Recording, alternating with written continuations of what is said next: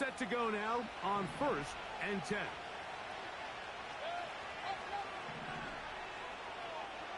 Here's Baker to begin with a pass. Fires quickly. It is complete on the slant. They'll mark him down up at the 44-yard line.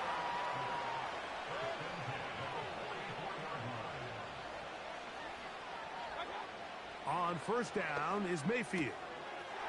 Quick throw out wide. It's caught. And he'll be marked down at the 45-yard line.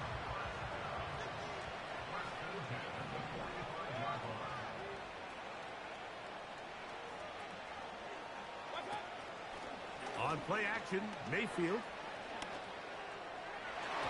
That ball broken up.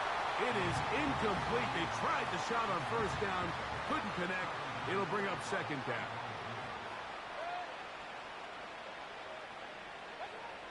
Back to the air. It's Mayfield. He'll find Stevenson out of the backfield. And he'll be very close to a 1st down. Won't quite have enough, but now a much more advantageous spot.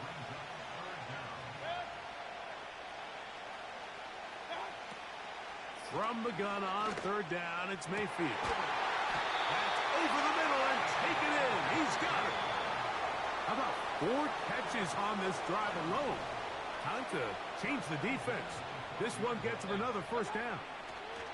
They'll drop to throw, and that could be the dagger. It's intercepted.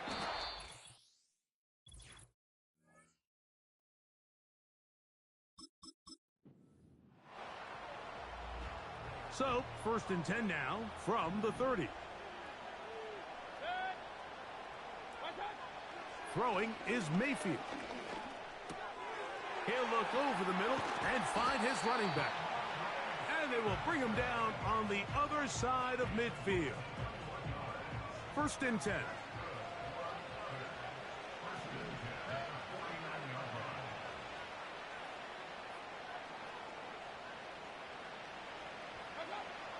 Now Mayfield.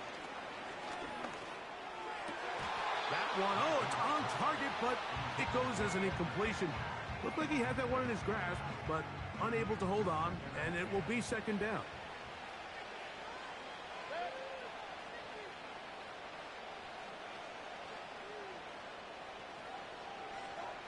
Now Mayfield. To the left side, caught by Lamb. No touchdown, but they are close. All right, mate. First and goal, they Hope you're well. If you want to score points at a high level in the NFL, you have to generate explosive plays. And after that big chunk pass play, they find themselves now down there in the red zone. And this is where you have to finish drives. Throwing is Baker. It is brought in the end zone. C.D. Lamb for the touchdown. Greg, it's one of those, sometimes you got to feel.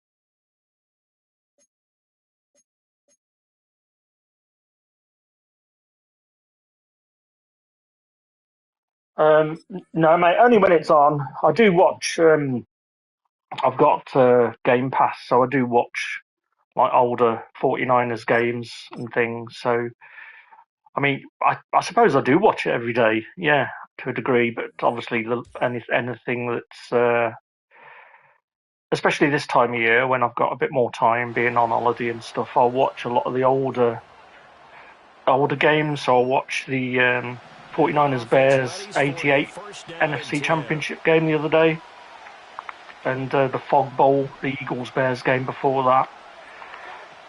Field looks to throw. Oh, he's going to air it out right away.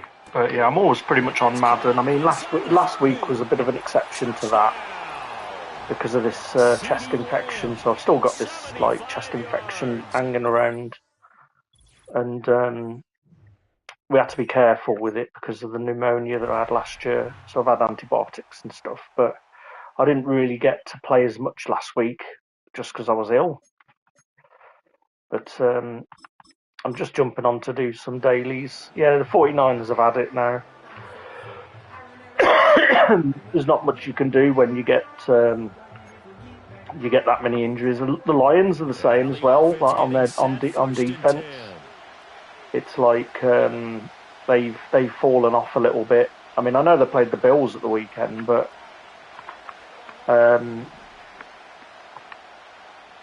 it's a long season, isn't it? I think this is why a lot of people were not in favour of this extra game because it would, it hurts the product. Yeah, the Eagles seem to be. I was thinking about this the other day with the Eagles and with the Bills. So I was thinking maybe the Bills-Eagles Super Bowl, but I couldn't see the Bills beating them because at the moment it's like Josh Allen is just single-handedly dragging the Bills along. I mean, look at how many points they're conceding. Like, so the defense isn't playing well, and you just fear for Josh Allen. Like, if something happens to him, that's it. The Bills' season's done. But he's definitely the best quarterback in the league, and it makes me wonder if he was on a team like the Eagles that are sort of like. I mean, I've never rated Jalen Hurts. If I'm honest, I've never really rated him as a quarterback. But the rest of the Eagles, I mean, they're when Kelsey retired, I thought that's the end of the tush push. But Cam Jurgens has come in, and he's just as good. He's just as good at the tush push. But I mean, it's going to take a lot to beat the Chiefs. I mean, I could see an Eagles-Chiefs Super Bowl. I really want the Eagles to win if that was the case, but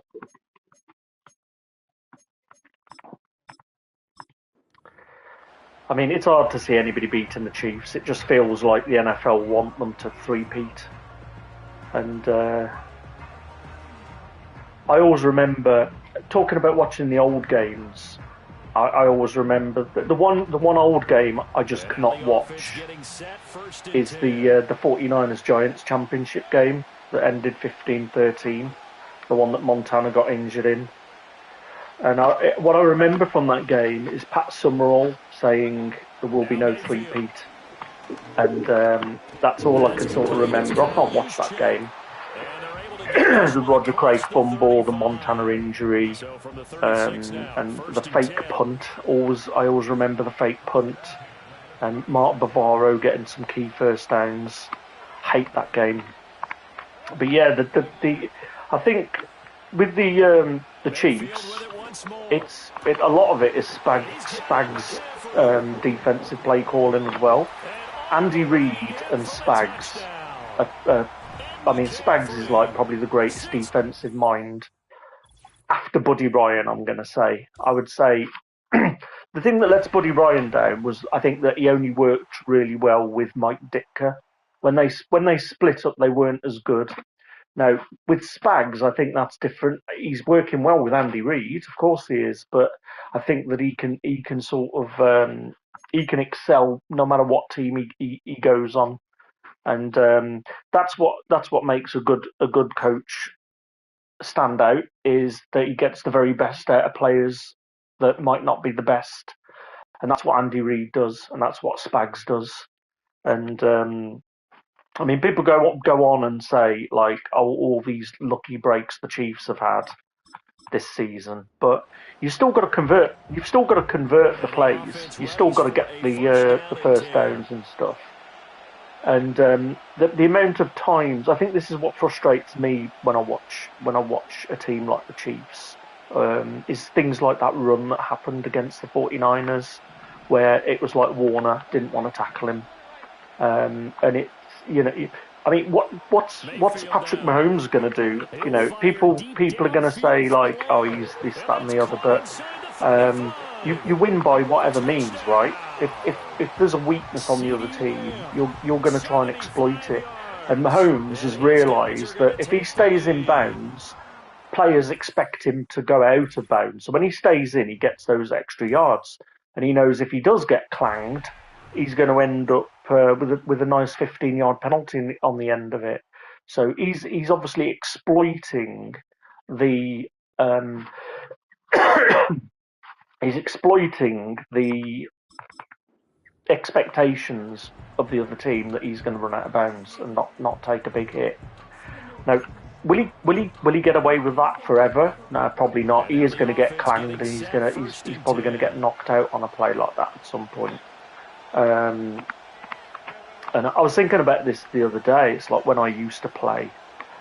I used to play receiver, and one of the big things that one of the coaches taught me was looking for tells and trying to see what the other players are going to do.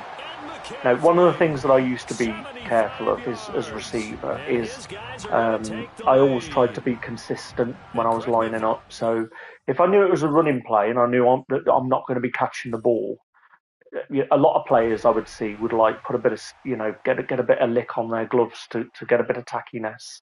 Because when I played, you didn't have these like super sticky gloves, and most of the players just played sort of bare-handed. But it was amazing the amount of players that you would see, especially receivers, that would like put a bit of lick on their fingers only on plays when they've got a chance that it's a passing play. And when it was a running play, they wouldn't do it. They wouldn't do it because they knew they weren't catching the ball because they were going to be blocking.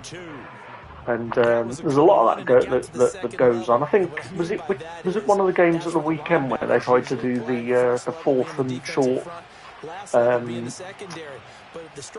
tried to pull the defense, and the centre was basically turning his head, so he was trying to sort of simulate what he would do when he snaps the ball.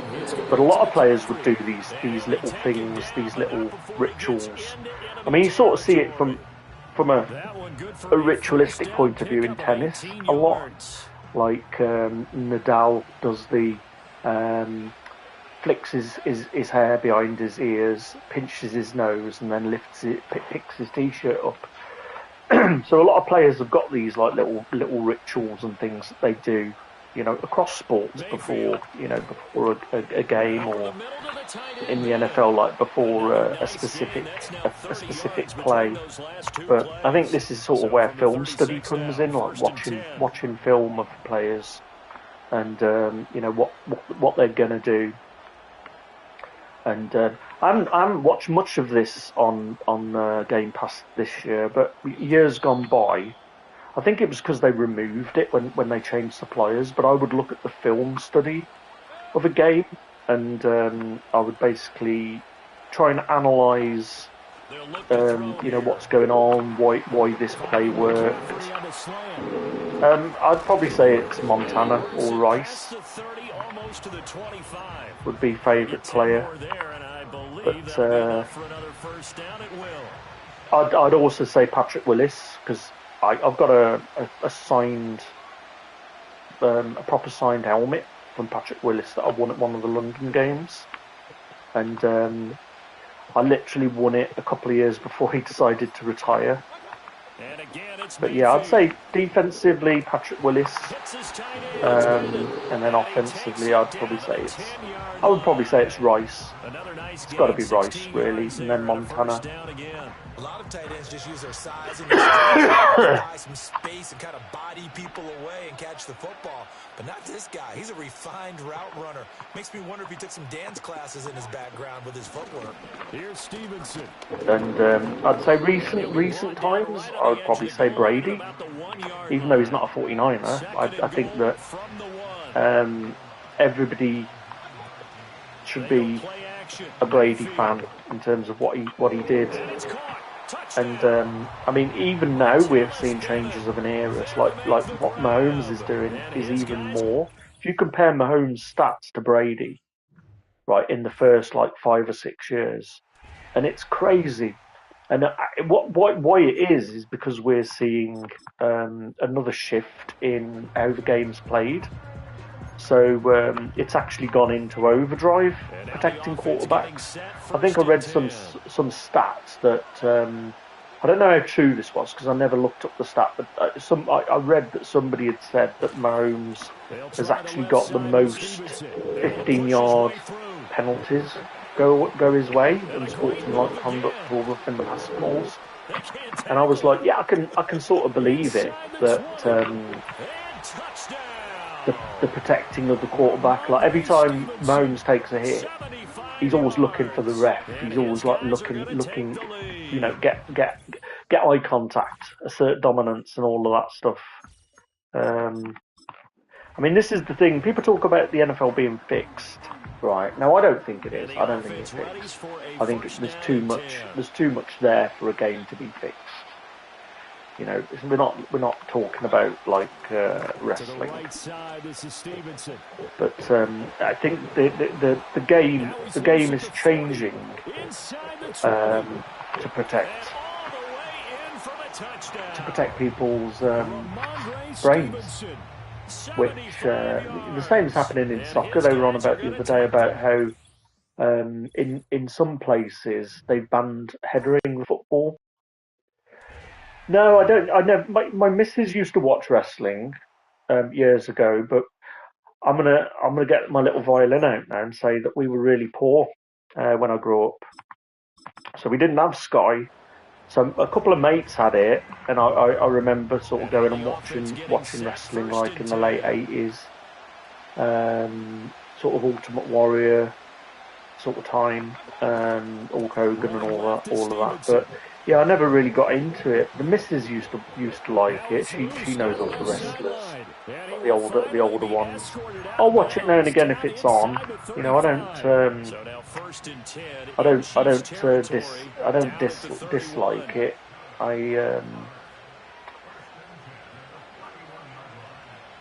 I'll kind of watch it if it's on. I think that it's sometimes on normal TV over here. Like I forget what it's called now. It's not the. It's like a different.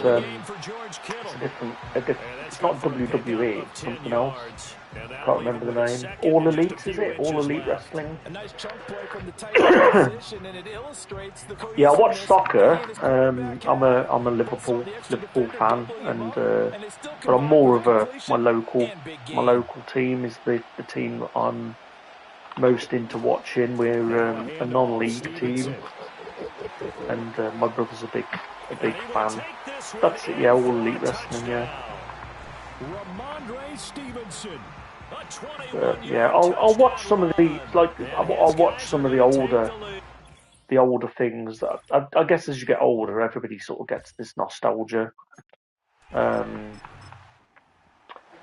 this nostalgia thing where you're sort of reminiscing on older times. But I don't really do that with soccer. I don't. There's a couple of things like World Cups and stuff. Like I'm really looking forward to the next World Cup because of where it is.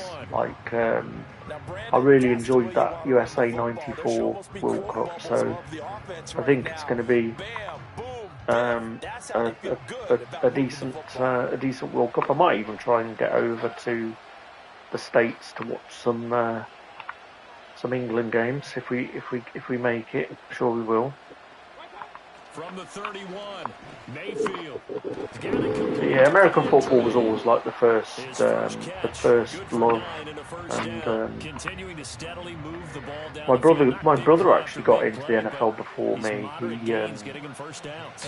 He's a Bengals fan. If you continue that pace and you continue to move it downfield, they add up into 6 points. That's exactly what you're looking for.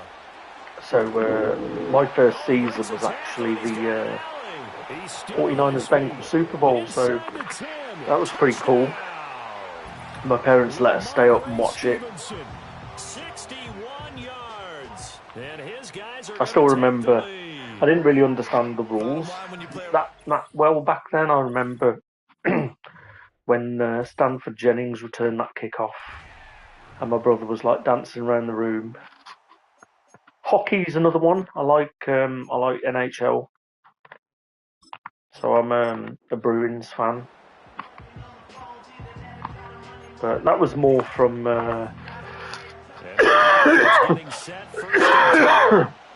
that was more from playing NHL '93, I think it was.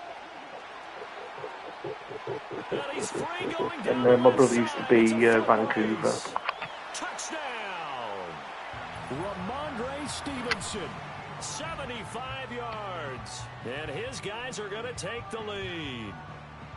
And with that carry, he's already over 100. Yeah, I sort of watched it for a couple of years, but you didn't really have it on TV, so it was like I think I used to just watch like we used to have ESPN Player. No, mate, this is a PS5. So that's something I'm thinking about doing. Actually, I was thinking about getting a PS5 Pro, and PSVR 2 for Christmas. So I saw they've got some sort of reduction. So just been feeling like trash from this chest infection. We've all had it. My son's had it. My missus has had it. She's still on antibiotics. No, this is the latest one. This is Madden 25.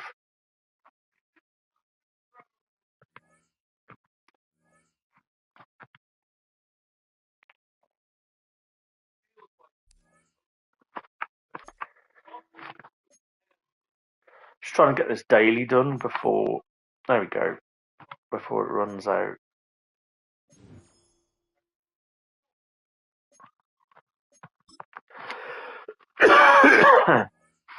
But yeah, I've still got a lot of crap on my chest from this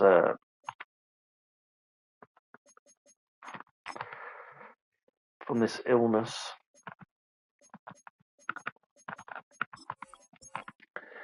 But we've been concentrating on trying to get the zero chill players.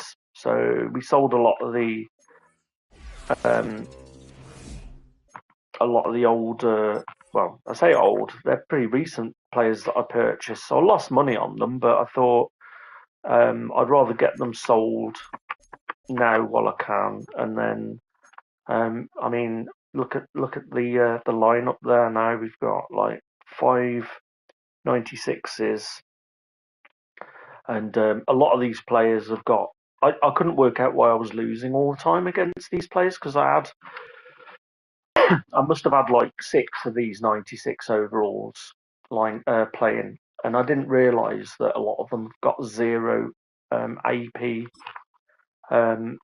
things that you can put on them that doesn't count against the X factors. So a lot of them, I didn't realise I could have activated a lot of this stuff. So with Baker Mayfield here, we've got 0 AP Gunslinger, but it only stays 0 until the 9th of Jan. So you get like the faster passing speed. So you can equip that, and it doesn't give you any AP impact. And then we've got quick draw, it's like a faster throwing animation, mainly because he's got paranoid as his throw under pressure is like paranoid, which can cause some problems. So we've got quite a few stuff on here. I mean, part of me thinks that it's worth adding another. Which one was I gonna add? I can't remember now. Maybe it wasn't in that bucket. Fearless, yeah, because these you can get fearless or set feet lead. These are always the good ones: fearless and set feet lead, hot route master. But you've got a lot more AP. So I've left Baker at that for now. But literally every one of these players, Yeah, it's funny you should say about tea. I used to drink tea all the time, and I don't know whether you've heard some of my other chats before, but I had the eating disorder bulimia from 2002, and I recovered into 2021, so just over 19 years of binging and purging. And I started going to the gym, and I started to drink this product called Huel, that like is like a meal replacement, and it allowed me to get back into eat just having food coming into me again. But I stopped having tea because I wanted to cut out sugar, and I used to have like 3 cups of tea a day, and honestly, I used to feel all right. I never used to have any problems, and since recovering from the eating disorder, I've just been ill all the time. Like, I don't know why, whether it was because I was eating again and I ended up putting a lot of weight on. So when I started eating, because I mean, the doctors said it's sort of a bit like what they call refeeding syndrome, where I was getting rid of all of the food. And at my worst, I was like 9 stone. But within a year going to the gym, I was packing muscle on because I was having like 3,500 calories a day. I was eating like I was 21, like before the eating disorder hit. And I within a year I'd put on like 4 stone. I'd gone from like 12 stone to 16 stone. And a lot of that was muscle as well, but a lot of it was fat. But it sent my blood started to come back really bad, like high cholesterol, and all this other stuff. And yeah, I just for the last 3 years since recovering from the eating disorder, I've just been ill all the time. And I was thinking, wonder if it's tea. It sounds stupid, but honestly, I had my first cup of tea yesterday. Um, I've probably had 3 cups of tea this year, and I had one yesterday. And honestly, I just felt really good after drinking it. I like coffee as well, but there's just something about tea. Um, yeah, I've never been a fan of green tea, to be honest. I think that I like black tea. I like normal black tea, 2 sugars.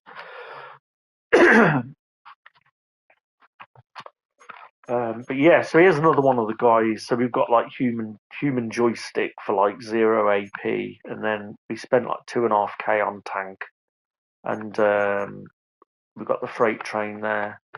But honestly, these players are ridiculous. I mean, in a way, it sort of broke the game, because they're just so good. We started out getting CD Lamb. We had him like free, like from a 1 coin pull, I think. And then we did some jigging about yesterday. We managed to get we changed their captain to Jeff Saturday.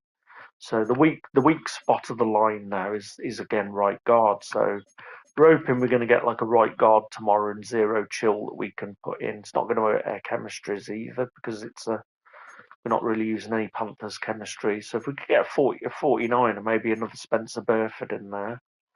Um, and then on defense, we upgraded Malik Mustafa yesterday to 96. We got the upgrade token, so he's been balling out so far. And Khalil Mack's been great. Devin Lloyd's been great.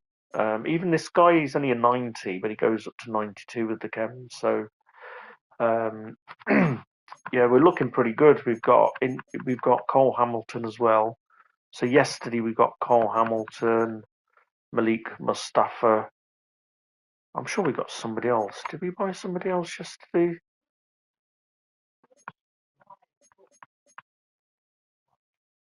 Yeah, I think we put Cavonte Turpin in to keep the Cowboys chemistry. But I mean, CD Lamb's been absolutely crazy. I mean, from his attributes here, you can see he's like a 97 speed. So we wanted to sort of get up to 20 Cowboys, but it's just going to be too difficult, just to get that 98 speed. But in all honesty, 97 speeds pretty fire anyway. And he's got short in elite. But yeah, team's looking good. I need to get back to playing some head-to-head. I'm trying to do some of the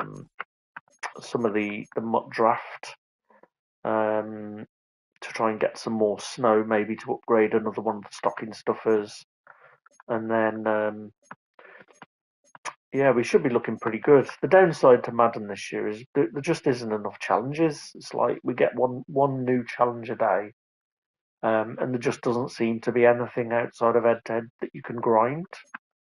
So yeah, it's not great. We need to get back doing the head-to-head as well. We've got 14 days. I think we lost that first game, didn't we? But you know, the hope is that I can try and get to elite again, or maybe hero this time. But I had to sort the team out just because we were any team that you play that's not a what do you call it? Oh, hang on, we got a season recap. Let's see what we got. Right, rubbish. These are absolutely rubbish.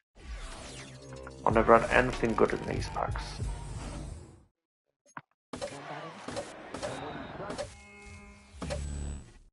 Right, that's probably the best I've ever had out of an Hail Mary pack.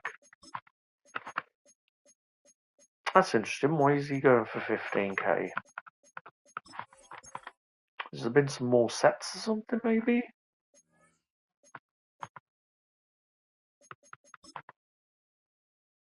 Hang on a minute. What's going on here? Why are these players suddenly... Oh. That's why. That's interesting. Right, we better have a look at those sets then. Yeah, there's always something weird like that. I didn't notice. Obviously, Team of the Week has come out today. So you can get like a 95 overall, and that's why those players are suddenly...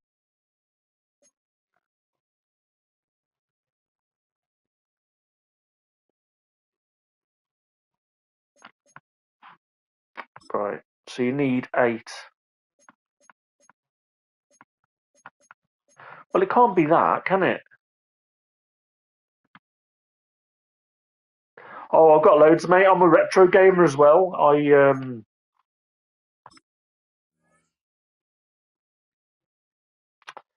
don't understand why. Hang on, newest is what we want, don't we? Newest.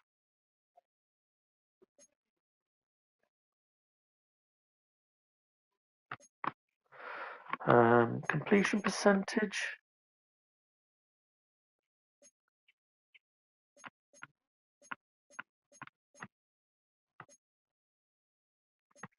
I don't understand where this pack is.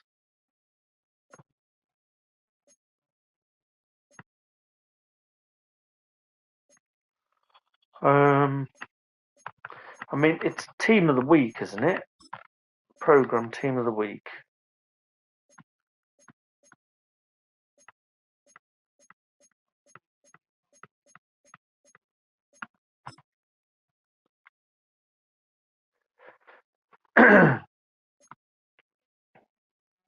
Newest.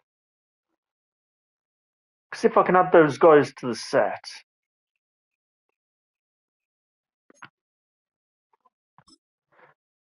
Is this a bug then? I don't understand that.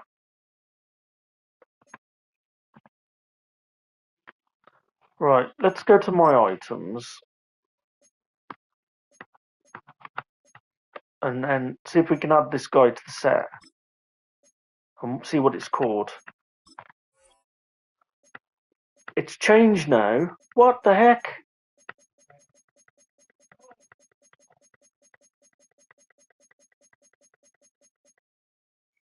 That is really weird. I definitely saw that, guys. You saw it as well, I'm sure. That it was allowing me to add it to that 85 overall set. Yeah, that must have been some weird bug then. because they were showing us selling for 15k. Oh, I don't know what's going on with EA. Unless there was a bug that I just saw that they've just fixed. But yeah, I've got loads of games. I've been collecting a lot of PS2, a lot of PS2 games, and I've just bought not long ago a game capture, 4K game capture, and worked out how to do streaming from the PS3. So this is sort of what I'm going to be doing in the new year is trying to complete a lot of the games that I just never had time to complete. This is one of the problems that we all get in life. That I've been really lucky. My health has been crap, and the cards turned a certain way this last year. But on one hand, I only work 2 days a week now, and I literally don't need to work anymore because I've worked hard all my life pretty much, and and especially being ill last week. So I was supposed to have broken up last week for Christmas, but because I was off ill, I haven't been to work now for 2 weeks, and I don't because I only work 2 days. The next time I go back won't be until like the 7th or the 8th of Jan. So I've got another 3 weeks. It'll work out this Christmas. I've had like 5 weeks off. I mean, yeah, it hasn't been great because I've been ill for like 10 of those days. But you know, it means that into the new year, this will be my first full year of working just 2 days, and the amount of time you spend at work is absolutely crazy. And the one thing that I always remember thinking about was how much more time I spent with people I worked with than my own children. And you know, as the man of the house, that's just sort of historically the way that it's been. That you know, my missus stayed home looking after the kids, but you know, I was the lone worker, and you know, sometimes when you're commuting, you're not getting in until 6, 7 o'clock at night. You know, if you stay behind like an extra half an hour, 45 minutes, it's a big deal when your kids are small because a lot of time you're coming home and they're going to bed. You haven't seen them. You know, and you string that together for a week. You know, you end up spending most of your time with your colleagues, and it might sound like a really pessimistic thing to say, but your colleagues are never really your friends, right? No matter where you work, your colleagues. No, I think it's different when you're talking about like you know, blue what we would call blue collar, right? You know, you're sort of in it together when you're a factory worker, and it isn't as bad as say an office. Whereas with an office, everybody's jostling for promotions, and you know, I've been witness to this a few times where the people within the organisation. I mean, I was like a junior at this point, but I could just see sort of, you know, the usual office politics that happens, and you know, you might go out and have drinks like on a Thursday night or something, but they're never really truly your good friends because you know career is always something that people are trying to improve, and if they feel that they can get a leg in front of you, of course they're gonna do it. And I was always really bad at this because I'm like I really struggle to separate emotion from business. I just couldn't do it. I know people that are shrewd like this, and they you know they've just got that ability to sort of switch. I just never had. Well, I'm gonna leave it there for now, guys. I think I've got some things I need to do. I'll be back probably in about half an hour to crack on, do some head to head. But I need to get some cough mixture, make a cup of tea, and yeah, I'll be back on. I'm probably just the same as I am now on the portal. So if I'm sounding a bit scratchy and the mic isn't as good, it's just because I'm recline back just with the PS Portal. But yeah, thanks for watching, guys, and I'll catch you again